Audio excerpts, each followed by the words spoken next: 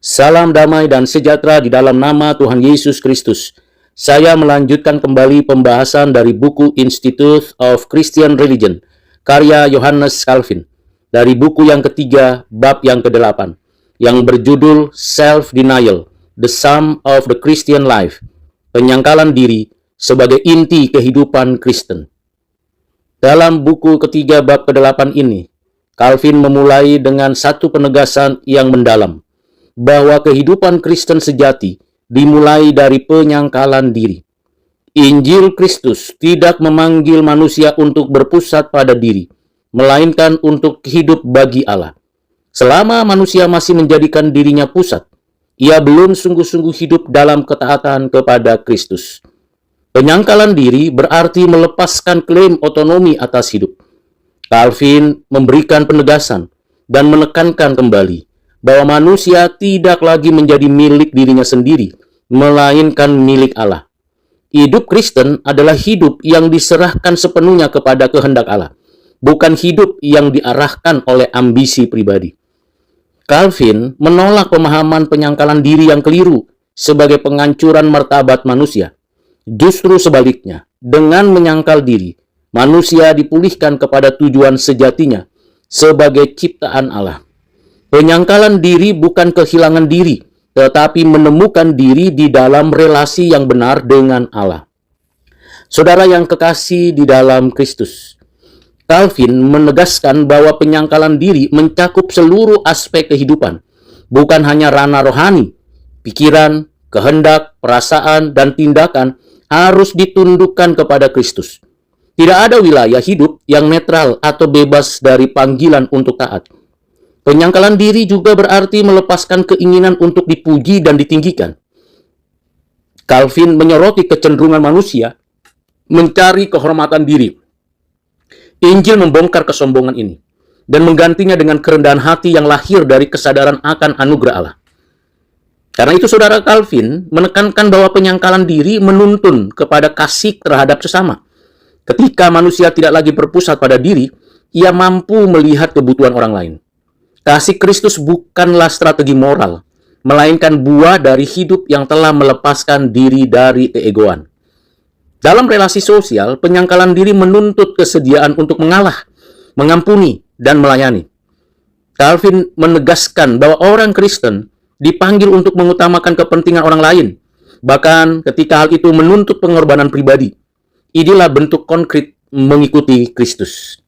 Saudara yang kekasih di dalam Kristus, Calvin menolak spiritualitas yang hanya berfokus pada pengalaman batin tanpa implikasi etis.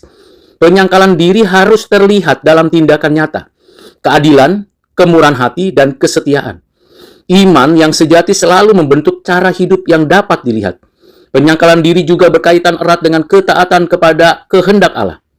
Dalam hal ini, Calvin memberi penegasan bahwa kehendak Allah seringkali bertentangan dengan keinginan manusia. Namun, disitulah iman diuji dan dimurnikan. Ketaatan yang sejatinya lahir dari penyerahan diri, bukan dari paksaan. Calvin mengaitkan penyangkalan diri dengan kesediaan memikul penderitaan. Orang yang menyangkal diri tidak menuntut hidup yang nyaman, melainkan menerima jalan yang Allah tetapkan. Penderitaan tidak dicari, tetapi diterima sebagai bagian dari ketaatan kepada Kristus. Calvin menegaskan bahwa penyangkalan diri tidak berarti pasif atau kehilangan inisiatif. Sebaliknya, orang Kristen justru menjadi bebas untuk bertindak dengan bijaksana dan berani, karena hidupnya tidak lagi dikendalikan oleh rasa takut kehilangan diri atau status. Saudara yang kekasih di dalam Kristus, pada bab yang ke-8 ini, Calvin memberikan kepada kita pengajaran yang mendalam.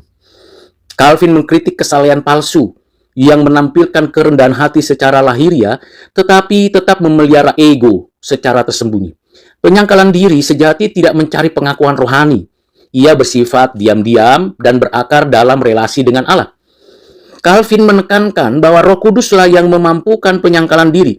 Tanpa karya Roh Kudus, orang Kristen tidak mampu melepaskan diri dari keakuannya. Penyangkalan diri bukan prestasi moral, melainkan buah pembaharuan rohani.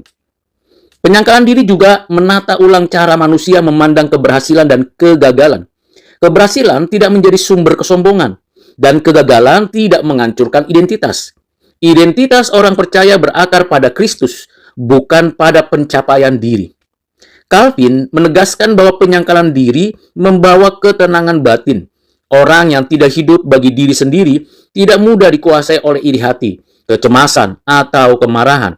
Penyerahan diri kepada Allah melahirkan damai yang sejati. Saudara yang kekasih di dalam Kristus, Calvin menunjukkan bahwa penyangkalan diri membentuk komunitas Kristen yang sehat. Orang Kristen, gereja, menjadi tempat saling melayani, bukan arena persaingan rohani. Penyangkalan diri menjadi fondasi persekutuan yang mencerminkan kasih Kristus. Calvin menekankan bahwa penyangkalan diri tidak menghapus sukacita. Justru dengan melepaskan diri dari ego, orang percaya, yaitu kita, saya dan saudara, mengalami sukacita yang lebih murni dan bebas. Sukacita ini lahir dari hidup yang selaras dengan kehendak Allah. Calvin mengaitkan penyangkalan diri dengan pengharapan eskatologis.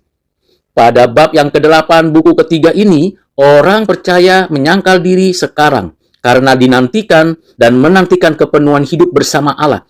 Hidup sekarang dijalani dengan perspektif kekal. Calvin menegaskan kembali bahwa penyangkalan diri adalah panggilan seumur hidup. Tidak ada titik di mana manusia dapat berkata bahwa ia telah selesai menyangkal diri. Kehidupan Kristen adalah proses pembentukan yang terus berlangsung. Saudara yang kekasih di dalam Kristus, buku ketiga bab ke-8 ini ditutup dengan satu pernyataan yang tegas, bahwa penyangkalan diri merupakan ringkasan kehidupan Kristen. Mengikuti Kristus berarti mati terhadap diri dan hidup bagi Allah. Inilah jalan sempit yang membawa kepada kehidupan sejati. Setelah saya memaparkan secara ringkas, singkat, dan padat buku ketiga, bab yang ke-8 tentang penyangkalan diri, saya menawarkan kembali 3 implikasi teologis untuk menjadi bahan pikiran, bahan renungan, dan bisa diterapkan dalam kehidupan kita setiap hari. Implikasi teologis pertama dari bab ke-8 ini, yang relevan bagi konteks kita saat ini, menekankan aktualisasi diri dan otonomi individu. Ajaran yang ditulis Calvin ini menantang paradigma tersebut dengan menegaskan bahwa kebebasan sejati ditemukan bukan dalam pemuasan diri, melainkan dalam penyerahan diri kepada Allah. Kalaupun saya dan saudara sudah mencapai atau sedang berada pada tujuan mencapai pemuasan diri atau sedang berada pada posisi di atas, sadarilah, pelajarilah, dan pahamilah untuk tetap mengandalkan Tuhan dan tidak menganggap itu sebagai sebuah prestasi, tetapi harus diarahkan kepada sebuah proses penyangkalan diri, bahwa semuanya itu dari Tuhan, milik Tuhan, kepunyaan Tuhan. Implikasi yang kedua, dalam konteks gereja dan pendidikan Kristen, penyangkalan diri membentuk kepemimpinan yang melayani, bukan menguasai. Gereja dipanggil menumbuhkan spiritualitas yang rendah hati, anti-narsistik, dan berorientasi pada kasih, bukan pada pencitraan rohani. Kita seringkali menemukan dan mendengarkan, bahkan melihat sendiri, bagaimana orang-orang yang ada di atas, maupun yang memiliki aktivitas rohani yang begitu gemilang, seringkali kepemimpinannya bukan untuk melayani, tetapi dilayani. Bukan untuk merangkul, tapi ingin menguasai. Orang-orang yang memiliki kuasa otoritatif seperti itu seperti predator rohani yang ingin menunjukkan kekuasaannya dan narsistik serta menunjukkan pencitraan rohani. Ini terlihat jelas dan kita bisa menunjuk orang-orang atau oknum-oknum seperti itu, baik di lingkungan kita, di gereja kita, ataupun juga orang-orang di sekitar di mana kita berada melayani. Hati-hati, waspada terhadap mereka yang melakukan tindakan itu, dan kita pun harus tetap berjaga-jaga menunjukkan kerendahan hati kita kepada Tuhan. Implikasi teologis yang ketiga. Secara praktis, ajaran ini memanggil kita orang Kristen untuk hidup dengan integritas di tengah budaya kompetitif, konsumtif, dan egosentris. Penyangkalan diri menjadi kesaksian profetis bahwa hidup yang berpusat pada Allah Tritunggal lebih membebaskan, lebih manusiawi, dan lebih bermakna daripada hidup yang berpusat pada diri sendiri. Ini tantangan yang tidak mudah, karena dunia menawarkan kompetisi, dunia menawarkan keinginan untuk menikmati, dunia menawarkan kehidupan egosentris. Kita sebagai orang Kristen harus melawan dengan sikap rendah hati. memanusiakan manusia, menghidupi hidup yang bebas, memuliakan Allah, dan berpusat pada diri Allah di dalam Kristus. Kiranya dengan pembahasan dari buku ketiga bab yang ke-8 ini, saya dan saudara semakin melekat dengan Tuhan dan semakin menikmati hidup di dalam Tuhan. Tuhan Yesus memberkati saudara. Amin.